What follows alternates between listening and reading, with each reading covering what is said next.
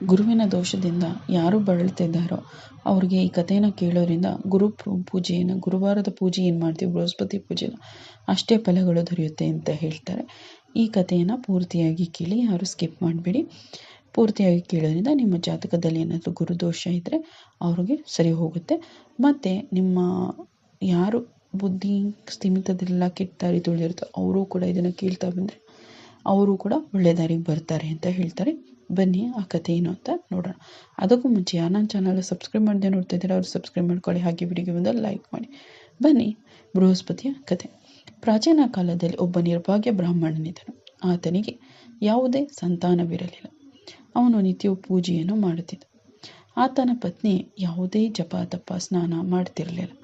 ಅವಳು ಯಾವುದೇ ಗಂಡ ಏನೇ ಹೇಳಿದ್ರು ಕೂಡ ಕೇಳ್ದೇನೆ ಅವಳು ಯಾವುದನ್ನು ಮಾಡ್ದೇನೆ ಹಾಗೇ ಇದ್ಲು. ಬ್ರಾಹ್ಮಣ ಮಾತ್ರ ಅದರಿಂದ ನೋಡಿ ಏನು ಹೇಳಿದ್ರು ಇಷ್ಟು ಹೇಳಿದ್ರು ಇವಳಿಗೆ ಹೋಗಲ್ಲ ಅಂತ ಸುಮ್ಮನೆ ಆಗ್ಬಿಡ್ತಿದ್ದ, ದುಃಖ ಪಡ್ತಿದ್ದ. ಅವನು ಮಾತ್ರ ದಿನ ಪೂಜೆ ಏನು ಮಾಡಬೇಕು ಅದನ್ನೆಲ್ಲ ಮಾಡ್ತಿದ್ದ. ಅವನಿಗೆ ದೇವ್ರ ಕೃಪೆಯಿಂದ ಒಂದು ಹೆಣ್ಣು ಮಗು ಆಯಿತು. ಆ ಮಗು ಬೆಳೆದು ದೊಡ್ಡೋಳಾದ್ಲು. ಅವಳು ಪ್ರತಿದಿನ ಬೆಳಿಗ್ಗೆ ಎದ್ದು ಸ್ನಾನ ಮಾಡಿ ಶ್ರೀ ವಿಷ್ಣು ಭಗವಾನನ ಪೂಜೆ ಪುನಸ್ಕಾರ ಮಾಡ್ತಾ ಜಪವನ್ನು ಮಾಡ್ತಾ ಪ್ರತಿ ಗುರುವಾರ ಬೃಹಸ್ಪತಿ ವಾರದ ಕಥೆಯನ್ನು ವ್ರತನ ಮಾಡ್ತಿದ್ಲು. ಆಕೆ ನಿತ್ಯ ಪೂಜೆ ಮಾಡಿಬಿಟ್ಟು ಪ್ರತಿ ಗುರುವಾರ ಅವಳು ಹೋಗ್ಬೇಕಂದ್ರೆ ಒಂದು ಗೋಧಿಯನ್ನು ತನ್ನ ಮುಷ್ಟಿಯಲ್ಲಿ ಹಿಡ್ಕೊಂಡು ಹೋಗ್ತಾ ಇದ್ಲು. ಹೋಗ್ಬೇಕಾದ್ರೆ ದಾರಿ ಮಧ್ಯದಲ್ಲಿ ಅವಳು ಶಾಲೆಗೆ ಹೋಗ್ಬೇಕಾದ್ರೆ ದಾರಿ ಮಧ್ಯದಲ್ಲಿ ಆ ಗೋಧಿಯನ್ನು ಹಾಕ್ಬಿಟ್ಟು ಹೋಗ್ತಿದ್ಲು. ಬರಬೇಕಾದ್ರೆ ಅದು ಗೋಧಿ ಎಲ್ಲ ಬಂಗಾರ ಆಗ್ತಿತ್ತು. ಅದನ್ನು ತಂದು ಮನೆಯಲ್ಲಿ ಅದನ್ನು ಬೇರ್ಪಡಿಸಿ ಗೋಧಿ ಬೇರೆ ಬಂಗಾರ ಬೇರೆ ಆ ರೀತಿ ಬೇರ್ಪಡಿಸಿ ಇಟ್ಕೋತಿದ್ಲು. ಇದನ್ನು ನೋಡಿದ ಅವಳ ತಾಯಿ ಅಂತ ಹೇಳಿದ್ಲು, ನೋಡು ಮಗನೇ, ಗೋಧಿನ ಆರಿಸೋಕ್ಕೆ ನಾವು ಬಂಗಾರದ ಗೋಧಿಯನ್ನು ಆರಿಸ್ಬೇಕು ಅಂದರೆ ಬಂಗಾರದ ಮೊರವೇ ಬೇಕು ಅಂತ ಹೇಳಿದ್ಲು. ಆದ್ರೆ ಮಾರನೇ ದಿನ ಮತ್ತೆ ಗುರುವಾರ ಬಂದದ್ರಿಂದ ಅವಳು ಏನು ಮಾಡಿದ್ಲು, ಮತ್ತೆ ಬೃಹಸ್ಪತಿ ವ್ರತನ ಮಾಡಿಬಿಟ್ಟು ದೇವರಲ್ಲಿ ನನಗೆ ಬಂಗಾರದ ಮೊರ ಬೇಕು ಅಂತ ಕೇಳಿದ್ಲು. ಮತ್ತೆ ಅವಳು ಶಾಲೆಗೆ ಹೋಗ್ಬೇಕಾದ್ರೆ ಮತ್ತೆ ಹಿಂದಿನಂತೆ ಒಂದು ಮುಷ್ಟಿ ಗೋಧಿಯನ್ನು ತಗೊಂಡು ಹೋಗ್ಬಿಟ್ಟು ಶಾಲೆಗೆ ಹೋಗ್ತಾ ಹಾಕ್ಬಿಟ್ಟು ಹೋದ್ಲು. ಮತ್ತೆ ಶಾಲೆಯಿಂದ ಬರ್ತಾ ಆ ಗೋಧಿಯನ್ನು ಆರಿಸ್ಕೋಬೇಕಾದ್ರೆ ದೇವರ ಕೃಪೆ ಇದ್ದದ್ರಿಂದ ಅವಳಿಗೆ ಮತ್ತೆ ಬಂಗಾರದ ಮೊರ ಸಿಕ್ತು. ಆ ಬಂಗಾರದ ಮೊರದಿಂದ ಅವಳು ಅದನ್ನು ಕೀರಿ ಗೋಧಿ ಮತ್ತು ಬಂಗಾರ ಎಲ್ಲನೂ ಬೇರ್ಪಡಣೆ ಮಾಡ್ತಿದ್ಳು. ಇಷ್ಟೆಲ್ಲ ಅನುಕೂಲಗಳನ್ನ ದೇವರು ಕೊಟ್ಟರು ಕೂಡ ಅವ್ರ ಅಮ್ಮನಲ್ಲಿ ಅವ್ರಿಗೆ ಯಾವುದೇ ರೀತಿ ಬದಲಾವಣೆ ಕಾಣಲಿಲ್ಲ. ಅವ್ರ ಅಪ್ಪ ಮಗಳು ಯಾರು ಎಷ್ಟೇ ಹೇಳಿದ್ರು ಅವಳು ಸ್ನಾನ ಮಾಡೋದಾಗಲಿ ಪೂಜೆ ಮಾಡೋದಾಗಲಿ ಏನನ್ನೂ ಕೂಡ ಮಾಡ್ತಿರ್ಲಿಲ್ಲ. ಅವಳು ಯಾವಾಗಲೂ ಇದ್ದ ಹಾಗೆ ಇರ್ತಿದ್ಳು. ಒಂದೇ ದಿನ ಹೀಗೆ ಅವಳು ಬಂಗಾರದ ಮೊರದಲ್ಲಿ ಗೋಧಿ ಕ್ಲೀನ್ ಮಾಡಬೇಕಾದ್ರೆ ಆ ರಾಜ್ಯದ ಯುವರಾಜ ಹೋಗ್ತಾ ಇರ್ತಾನೆ. ಅವನಿಗೆ ಇವಳನ್ನು ನೋಡಿದ ತಕ್ಷಣ ತುಂಬ ಇಷ್ಟ ಆಗ್ಬಿಡ್ತಾಳೆ.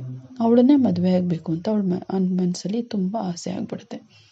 ಆದರೆ ಅವ್ರ ಬಗ್ಗೆ ಕೇಳಿದಾಗ ಗೊತ್ತಾಗುತ್ತೆ ಇವರು ತುಂಬ ಬಡವರು, ಇವರು ಏನು ಮಾಡೋದು ಅಂತ. ಆವಾಗ ಅರಮನೆಗೆ ಹೋಗೋದ್ಮೇಲೆ ಅವನಿಗೆ ಅವಳು ನೆನಪಾಗಿ ಅವನು ನಿದ್ರೆ ಆಹಾರ ಎಲ್ಲನೂ ಬಿಟ್ಟು ಅವನು ದುಃಖದಿಂದ ಇರ್ತಾನೆ. ಅದು ರಾಜನಿಗೂ ಕೂಡ ತಿಳಿಯುತ್ತೆ. ಏನಕ್ಕೆ ಅಂತ ವಿಚಾರಿಸಿದಾಗ ಇವನು ಒಂದು ಹುಡುಗಿನ ಇಷ್ಟಪಟ್ಟಿರ್ತಾನೆ, ಅದು ಬಡವರ ಮನೆಗೂ. ನಾನು ರಾಜ ಏನು ಮಾಡೋದು ಅಂತ. ಆಮೇಲೆ ರಾಜ ಏನು ಮಾಡ್ತಾನೆ, ಮಂತ್ರಿಯನ್ನು ಕಳಿಸಿ ಆ ತಂದೆಯನ್ನು ಮಗಳನ್ನ ಮದುವೆ ಮಾಡ್ಕೊಳ್ಳೋಕ್ಕೆ ಒಪ್ಪಿಸ್ತಾನೆ. ಆ ಕೆಲವೇ ದಿನಗಳಲ್ಲಿ ಇವರಿಬ್ರಿಗೂ ಮದುವೆ ಆಗುತ್ತೆ. ಮದುವೆ ನಂತರ ಮಾಮೂಲಿ ಮೊದಲು ಸ್ವಲ್ಪ ಚೆನ್ನಾಗಿದ್ರಲ್ಲ ಬ್ರಾಹ್ಮಣ, ಈ ಹುಡುಗಿ ಬಂದಮೇಲೆ ಅವರಮ್ಮ ಏನೂ ಪೂಜೆ ಪುನಸ್ಕಾರ ಮಾಡ್ದೇನೆ ಮತ್ತೆ ಹಳೆಯ ಸ್ಥಿತಿಗೆ ಬಡತನಕ್ಕೆ ಬರ್ತಾರೆ. ಸ್ವಲ್ಪ ದಿನ ನೋಡಿ ಅವ್ರಿಗೆ ತುಂಬ ತಡೆಯೋಕ್ಕಾಗದೇ ಇರೋಷ್ಟು ಬಡತನ ಆದಾಗ ತಂದೆ ಏನು ಮಾಡ್ತಾನೆ, ಮಗಳನ್ನು ನೋಡೋಕ್ಕೆ ಬರ್ತಾನೆ. ಅರಮನೆಗೆ ಮಗಳನ್ನು ನೋಡೋಕ್ಕೆ ಬಂದು ನನಗೆ ಹಿಂಗಾಗಿದೆ ಏನು ಮಾಡೋದು ಅಂತ ಕೇಳಿದಾಗ ಅಮ್ಮ ಏನು ಮಾಡ್ತಾಯಿದ್ದಾರೆ, ನಿಮ್ಮಮ್ಮ ಮೊದಲಿನ ಥರನೇ ಇದ್ದಾಳೆ, ಯಾವುದೇ ರೀತಿ ಪೂಜೆಯನ್ನು ಮಾಡ್ತಾಯಿಲ್ಲ, ವ್ರತನೂ ಮಾಡ್ತಾಯಿಲ್ಲ ಅಂತ ಹೇಳ್ತಾನೆ. ಅದಾದ ನಂತರ ಅವಳೇನು ಹೇಳ್ತಾಳೆ, ಆಯಿತು ಅಂದ್ಬಿಟ್ಟು ಬೇಜಾರಾಗುತ್ತಲ್ಲ ಸ್ವಲ್ಪ ದುಡ್ಡು ಕಾಸು ಎಲ್ಲ ಕೊಟ್ಟು ಕಳಿಸ್ತಾನೆ. ಅಲ್ಲಿ ಗುರುಗ್ರಹದ ಅನುಗ್ರಹ ಇತ್ತು, ಇವಳಿರೋ ತನಕ ಪೂಜೆ ಪುನಸ್ಕಾರ ಮಾಡಿ ಇವಳು ಬಂದ ಮೇಲೆ ಅಷ್ಟು ಅನುಗ್ರಹ ಇಲ್ಲದೇ ಏನಾಗುತ್ತೆ, ಅದು ಕೂಡ ಸ್ವಲ್ಪ ದಿನ ಆದಮೇಲೆ ಅವಳು ಕೊಟ್ಟ ದುಡ್ಡು ಕಾಸು ಎಲ್ಲ ಖಾಲಿ ಆಗುತ್ತಾ ಬರ್ತದೆ. ಮತ್ತೆ ಅದೇ ರೀತಿ ಆಗುತ್ತೆ. ಮತ್ತೆ ಆಗ ತಂದೆಯವನು ಅರಮನೆಗೆ ಬಂದು ಮಗಳಿಗೆ ತಿನ್ಕ ಹೇಳ್ತಾನೆ. ಆವಾಗ ಹೇಳ್ತಾನೆ, ಅಮ್ಮ ಒಂದಿನ ಕರ್ಕೊಂಡು ಬನ್ನಿ, ನಾನು ಅವಳಿಗೆ ಹೇಳ್ತೀನಿ ಅಂತ. ಆಯಿತು ಅಂದಾಗ ಅಮ್ಮನ ಕರ್ಕೊಂಬರ್ತಾನೆ. ಇಬ್ಬರು ಗಂಡ ಹೆಂಡತಿ ಇಬ್ಬರು ಬರ್ತಾರೆ ಮಗಳು ಮನೆಗೆ. ಬಂದಾಗ ಅಮ್ಮ ಬೆಳಿಗ್ಗೆನೇ ಬೇಗ ಎದ್ದು ಪೂಜೆ ಮಾಡಿ ಎಲ್ಲದನ್ನು ವಿಷ್ಣು ಭಗವಾನನ ನೆನೆಸ್ಕೊಂಡು ನೀನು ಪೂಜೆ ಮಾಡಮ್ಮ, ದಾರಿದ್ರ್ಯ ಎಲ್ಲ ಹೋಗುತ್ತೆ, ನಾವು ಅಭಿವೃದ್ಧಿ ಆಗ್ತೀವಿ, ನೀನು ಅಭಿವೃದ್ಧಿ ಆಗ್ಬೋದು ಅಂತ ಹೇಳ್ತಾರೆ. ಆದರೆ ಅವಳು ಏನೇ ಹೇಳಿದ್ರೂ ಕೇಳಲ್ಲ. ಅವಳು ಮತ್ತೆ ಅದೇ ಥರ ಇರ್ತಾಳೆ. ಮತ್ತೆ ಬೆಳಿಗ್ಗೆ ಎದ್ದ ತಕ್ಷಣ ತಂಗಳನ್ನ ತಿನ್ಕೊಂಡು ಸ್ನಾನ ಮಾಡ್ದೇನೆ ಹಾಗೇ ಇರ್ತಾಳೆ. ಆವಾಗ ಅದನ್ನು ನೋಡಿ ಮಗಳಿಗೆ ತುಂಬ ಕೋಪ ಬರುತ್ತೆ. ಅವಳೇನು ಮಾಡ್ತಾಳೆ, ಒಂದಿನ ಒಂದು ರೂಮಲ್ಲಿ ಕೂಡ ಹಾಕ್ಬಿಟ್ಟು ಅವಳನ್ನ ಬೆಳಿಗ್ಗೆನೇ ಎದ್ದೇಳಿಸಿ ಸ್ನಾನ ಮಾಡಿಸಿ ಪೂಜೆನ ಮಾಡಿಸ್ತಾಳೆ. ಯಾವಾಗ ಅವಳು ಗುರು ಪೂಜೆಯನ್ನು ಮಾಡಿದ ಬೃಹಸ್ಪತಿಯನ್ನು ಪೂಜೆ ಮಾಡಿದ ತಕ್ಷಣ ಅವಳಿಗೆ ಬುದ್ಧಿ ಒಂದು ಸ್ಥೀಮಿತಕ್ಕೆ ಬರುತ್ತೆ. ಆವಾಗ ಅವಳು ಆ ಪೂಜೆಯನ್ನು ಮಾಡೋದ್ರಿಂದ ಅವಳಿಗೆ ಸ್ವಲ್ಪ ಬೃಹಸ್ಪತಿಯ ಗುರು ಗ್ರಹದಿಂದ ಅವಳಿಗೆ ಸ್ವಲ್ಪ ಒಳ್ಳೆಯ ಮನಸ್ಸು ಬಂದು ನಾನು ಪೂಜೆ ಮಾಡಬೇಕು ಅನ್ನೋದು ಬರುತ್ತೆ. ಆದ್ದರಿಂದ ಅವಳು ಮತ್ತೆ ಮಾಡ್ತಾ ಹೋಗ್ತಾಳೆ.